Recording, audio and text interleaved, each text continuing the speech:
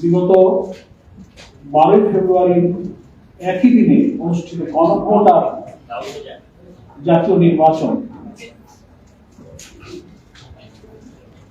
দুর্ভাগ্যজনকভাবে ক্ষমতাসীন দল বিএনপি জাতিকে বিস্মিত করে, হতবাক করে জাতির কাছে দেওয়া তাদের যে প্রতিশ্রুতি, তারা জুলাই সনদের স্বাক্ষরকারী একটি রাজনৈতিক দল, শুধু জুলাই সনদের স্বাক্ষরকারী বললেও যথেষ্ট হবে না। 9 মাস ধরে জাতীয় ঐক্যমত্য যে কমিশন গঠিত হয়েছিল সকলের সম্মতিতে, যেটা ন্যাশনাল কনসেনসাস কমিশন, বিএনপির প্রতিনিধি পুরো টাইম সেই কমিশনের সব বিষয়ে আলোচনায় সামিল ছিল। কিভাবে জুলাই সনদে একমত হয়ে যাওয়া বিষয়গুলোকে আইনি ভিত্তি দেওয়া যাবে, গ্রাজুয়ালি, ক্যাটেগরিক্যালি, ওনারা কিন্তু সব ব্যাপারে আলোচনা করেছেন এবং একমত হয়েছেন। 84টি ঐক্যমতের বিষয়, তার মধ্যে 47টি সাংবিধানিক সংস্কারের বিষয়, এগুলোর আইনি ভিত্তি দিতে গেলে একটা প্রেসিডেন্সিয়াল অর্ডারের প্রয়োজন।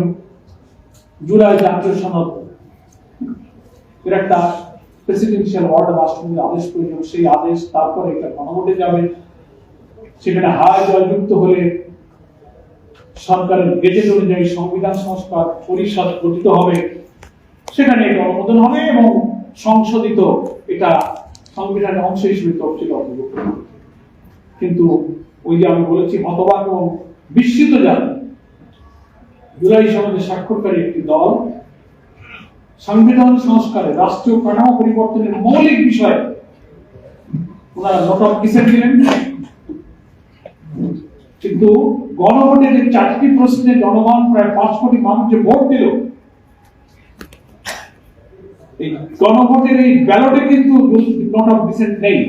5 কোটি মানুষ ভোট দিয়ে কিন্তু তাদের নোট অফ ডিসেন্ট খারিজ করে দিয়েছে। ওনারা বলেন সংখ্যাগরিষ্ঠ আমরা যা ইচ্ছা তাই পার্লামেন্টে করতে পারি। আমাদের হামিদুর রহমান আজাদ ভাই বলেছেন, আরো অনেক ব্যক্তিগত শেয়ার করবেন এখানে, আইনও আছেন, যেটা আমাদের সংবিধানের আর্টিকেল 7-এ পরিষ্কার করা হয়েছে, will of the people is sovereign, জনগণের অভিপ্রায় হচ্ছে সর্বোচ্চ। গণভোটে ভোট দিয়েছে প্রায় 5 কোটির মতো মানুষ। গণভোট সংবিধানে থাকতে হয় না, গণভোট বারবার হয়েছে, সে হিস্ট্রি বলে আমরা এখানে সময় ব্যয় করবো না। এটা নিয়ে জাতীয় সংসদে আমাদের সম্মানিত বিরোধী দলীয় নেতা, চিফ হুইপ, পার্লামেন্টের মেম্বাররা বিতর্কে অংশ নিচ্ছে। সংবিধানের একজন ব্যক্তি শুধু সংবিধান সম্পর্কে তার ইচ্ছা মতো ব্যাখ্যা দিয়ে জাতিকে বিভ্রান্ত করেছে। আজকে 11 লোকের বৈঠকে আমরা এটা নিয়ে খুব উদ্বেগ প্রকাশ করেছি, আমরা এটা নিন্দা করি। দেশের বড় বড় আইনজ্ঞ, সংবিধান বিশেষজ্ঞ, রাজনীতি বিশ্লেষকরা পার্লামেন্টের বাইরে গোল টেবিল করছেন, সেমিনার করছেন, তাদের এই ব্যাখ্যাটা ঠিক নয়। জনগণের অভিপ্রায়ের উপরে কোনো আইন চলে না, তার যথেষ্ট আইনি ব্যাখ্যা কিন্তু তারা দিচ্ছে। সাংবাদিক বন্ধুগণ এবং দেশবাসী, আমরা মনে করি এই সংকট বিএনপি তৈরি করেছে, ফলে এই সংকট তাদেরকেই সমাধান করতে হবে এবং সেই সমাধানের রাস্তা কিন্তু বন্ধ হয়ে যায়। পার্লামেন্টে সেশন চলছে, আমাদের পরিষ্কার দলীয় ঐক্যের কথা হচ্ছে, যেটা পার্লামেন্টে আমাদের নেতৃবৃন্দ বলছেন যে বিএনপি প্রেসিডেন্সিয়াল অর্ডার অনুযায়ী, যে রাষ্ট্রপতির আদেশ অনুযায়ী সংবিধান সংস্কার পরিষদ যে গঠন হওয়ার কথা, শপথ নেওয়ার কথা বিরোধী দল নিয়েছে, ওনারা নেননি। ওনারা সেই শপথ নিতে পারেন, এখনো সংবিধান সংস্কার পরিষদের বৈঠক আহ্বান করতে পারেন, প্রাইম মিনিস্টারের সাজেশনে রাষ্ট্রপতি রাখতে পারেন। সেই সংস্কার পরিষদের বৈঠকে জুলাই সনদের গণভোটের যে ফলাফল হয়েছে, ব্যালটে যে প্রশ্নগুলো ছিল, যে 5 কোটি লোক হাতে ভোট দিয়ে জয়যুক্ত করেছে 5 কোটি মানুষ, এই গণভোটের ফলাফল অর্থাৎ পুরা জুলাই সনদকে অক্ষরে অক্ষরে আইনে রূপান্তরিত করে সেটা আমাদের সংবিধানের তফসিলে তারা অন্তর্ভুক্ত করতে পারবে। সে সময় এখনো আছে। কিন্তু সংখ্যাগরিষ্ঠতার জোরে যে পথে তারা হাঁটছেন,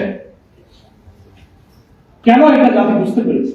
যেসব ইস্যুতে তারা নোট অফ ডিসেন্ট দিয়েছেন, সংবিধান এবং রাষ্ট্র সংস্কার ইম্পর্টেন্ট ইস্যুতে তারা নেগেটিভ করেছে, যেমন প্রধানমন্ত্রী একাধিক পদে থাকতে পারবে না, কমিশন একমত, সব দল একমত, ওনারা নট অফ ডিসেন্ট। কেয়ারটেকার সরকার পদ্ধতির ব্যাপারে একটা পয়েন্ট ওনাদের নট অফ ডিসেন্ট আছে। আপার হাউস পিয়ার পদ্ধতিতে হবে, সেখানে ওদের নোট অফ ডিসেন্ট আছে। তারপরে কয়েকটা কনস্টিটিউশনাল পোস্ট, চিফ জাস্টিস, কেয়ারটেকারের প্রধান, anti corruption commission, public service commission, নির্বাচন কমিশন, সুপ্রিম কোর্টের বিচারক নিয়োগ, দুদকের চেয়ারম্যানের নানান সাংবিধানিক পদের নিয়োগের ব্যাপারে বিদ্যমান ফ্যাসিবাদী রাষ্ট্র কাঠামো, যেটা আগের সংবিধানে ছিল, রাষ্ট্রপতি আর প্রধানমন্ত্রী ইচ্ছাই করে পূরণ। কিন্তু আলহামদুলিল্লাহ ঐক্যমত কমিশন এবং 33টি দল আমরা একসাথে লম্বা সময় মিটিং করে আমরা একমত হয়েছি যে এই জায়গাগুলোতে প্রধানমন্ত্রী রাষ্ট্রপতির ক্ষমতা ভারসাম্য আনতে হবে। প্রধানমন্ত্রীকে অসীম ক্ষমতার অধিকারী করা যাবে না, যে কারণে প্রশাসনে দলীয়করণ, দুর্নীতি, কর্তৃত্ববাদী শাসন বসা বাঁধে। এই ভাঙার জন্যই কিন্তু এই কমিশনটা হয়েছিল।